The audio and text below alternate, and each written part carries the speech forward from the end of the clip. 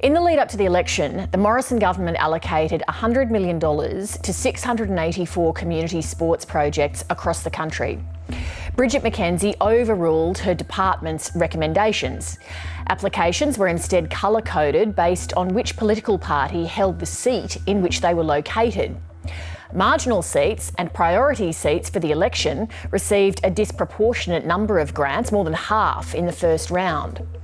Hundreds of programs that scored poorly against Sports Australia's selection criteria were funded, but the government argued it was not pork barrelling. There's a case of reverse pork barrelling going on.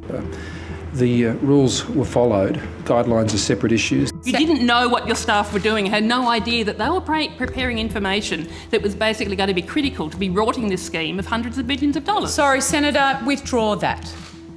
Withdraw that comment. That's doing what with the scheme? No, doing what with the scheme? As 7:30 later reported, emails pointed to the involvement of the Prime Minister's office.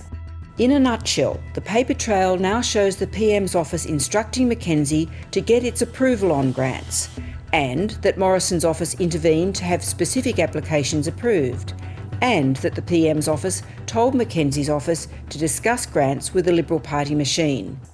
Laura Tingle's with me now. Laura, what does the report find? Well, not surprisingly, Leigh, the majority report is fairly scathing. It documents all those sorts of dubious things that we saw along the path of the inquiry, and it has demanded a whole series of pieces of information from the Prime Minister's office about what the Prime Minister's office knew, what the role of his office was. It's demanded the presentation of documents. It's also documented things like the evidence of the groups that applied for funding and should have got it by all sort of standards set down in the scheme but missed out. So it's a very comprehensive inquiry. Unfortunately, cynicism shows that the government doesn't really believe in accountability to the Parliament, so the likelihood that it will deliver on what the Senate committee has asked for in terms of this documentation will never see the light of day. And I think it says a lot that the government filibustered a lot through Parliament today, which had the effect of cutting off any chance of debating this report this afternoon. So the report was tabled but not actually discussed in the Senate.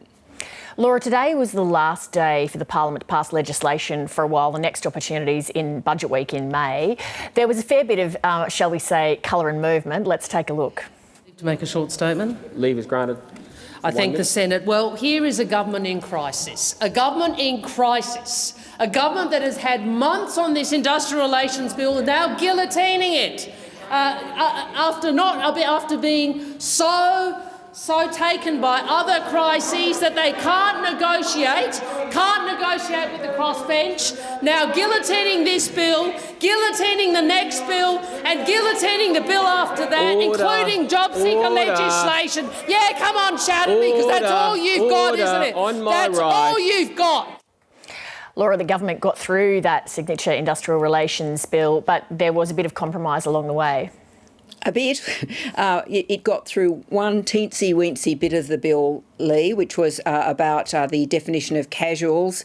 It's essentially got through one-fifth of the various sort of fairly ambitious agenda items that it had originally proposed at the height of the pandemic, things on which there was actually agreement across the range of parties and interest groups. So you'd have to say it's not a great, it's a complete disaster for the government. I think it's not been able to move through this very important attempt at industrial relations reform. And as Penny Wong said, it ended up guillotining the bills, that is, cutting off debate just to get them through in a form that it was prepared to live with rather than what the Senate wanted to push through. Laura, the nation's unemployment figures were out today. What did they say, and what's the context of that against the fate of the job seeker supplement? Look, it was a very good jobs number today, Leigh. The unemployment rate fell to 5.8% from 6.4%, though underemployment has gone up a lot higher. This will be the thing to watch, that people get back into their jobs in the next few months, but they won't get as many hours as they want. One thing that did get through today was the increased job seeker payment. It's only small, but it has got through. We will have to see what impact that has on the economy when people find that they're actually getting a lot less money in their hands after the end of this month. Laura Tingle, thank you. Thanks, Leigh. Hi, I'm Leigh Sales. Thanks for watching this story. If you'd like to watch more of 7:30's stories, they are on the left of your screen. And tap on the button below to subscribe and get the latest from ABC News.